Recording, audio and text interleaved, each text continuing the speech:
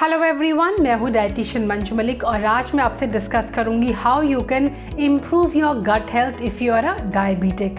So you might be familiar with terms like microbiome, gut health और probiotic.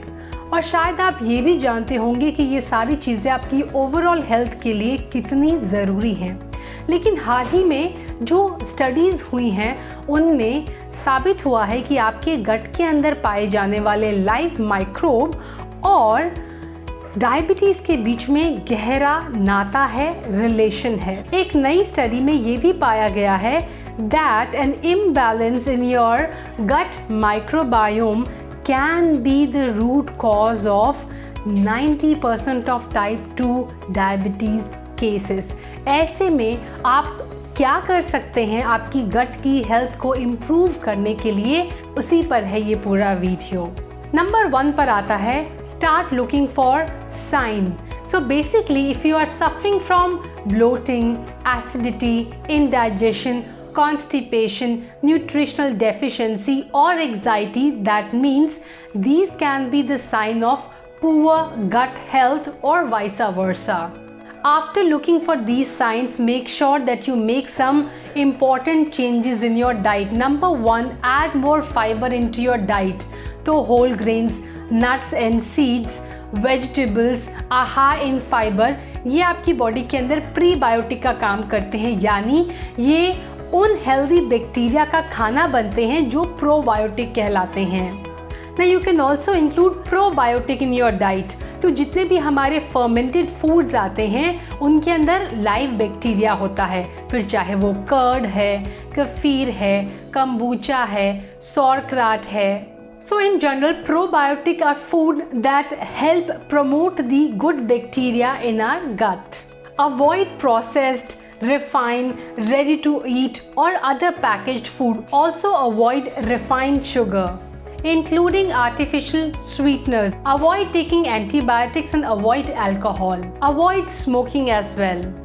आपने सुना होगा you are what you eat, but in reality you are what and how you digest. So अपने digestion को promote करने के लिए कुछ चेंजेस कीजिए अपनी ईटिंग हैबिट्स में, जैसे कि sit on the floor while you are eating, eat slowly, take small bites and chew your food properly.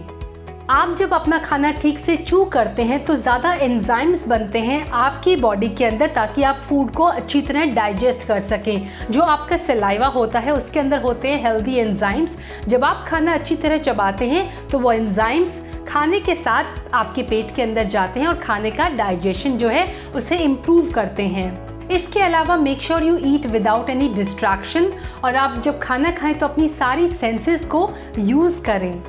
Have more unsaturated fat, क्योंकि जब हम सैचुरेटेड फैट खाते हैं तो हमारे गट के अंदर एक ऐसे कंपाउंड का अब्जॉर्प्शन इंक्रीज होता है जो हमारी बॉडी के अंदर इन्फ्लेमेशन कर सकता है.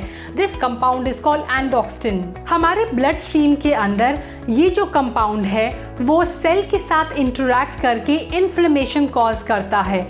ये इन्फ्लेमेशन हमारे इंसुलिन रिसेप्टर्स को डैमेज कर सकते हैं, जिसकी वजह से इंसुलिन रेजिस्टेंस के चांसेस इंक्रीज हो जाते हैं, जो डायबिटीज़ के पेशेंट्स के लिए एक बड़ी प्रॉब्लम साबित हो सकता है.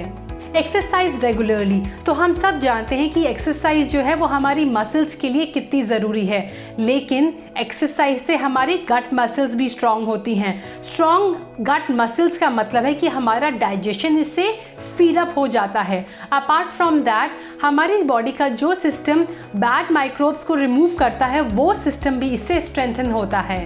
Lower stress in your life, तो कुछ स्टडीज़ में ये भी साबित हुआ है कि स्ट्रेस जो होता है वो उन हॉर्मोन्स को प्रमोट करता है जो हमारे गट के अंदर बैड माइक्रोबायोम के लिए रिस्पॉन्सिबल होते हैं, और वो हॉर्मोन्स है कॉर्टिसोल हार्मोन. ऐसे में एक हेल्दी माइक्रोबायोम के लिए आपके लिए ज़रूरी है कि आप स्ट्रेस लेवल को भी अपनी लाइफ में कम करें. इसके अलावा डायबिटीज़ जो है वो एक मुख्य कारण है गैस्ट्रोपैरेसिस का भी, एक ऐसी कंडीशन जहां पर खाना जो है वो आपके स्टमक के अंदर काफ़ी देर तक रहता है और आगे नहीं बढ़ता स्मॉल इंटेस्टाइन तक. ऐसे में जब खाना बहुत देर तक आपके स्टमक में रहता है तो कई कंडीशंस होती हैं, जैसे कि आपको भूख नहीं लगती है, आपको न्यूट्रिशनल डेफिशिएंसी हो जाती है, nausea, anxiety, bloating, including weight loss भी इसका एक सिम्टम हो सकता है। ऐसे में आई वुड सजेस्ट कि अगर आपको ये सारे सिम्टम्स हैं तो आप अपने डॉक्टर से भी ज़रूर कंसल्ट करें। So this was all about diabetes and your gut health. Thanks for watching. Stay healthy, stay fit, stay active and stay safe. Bye bye.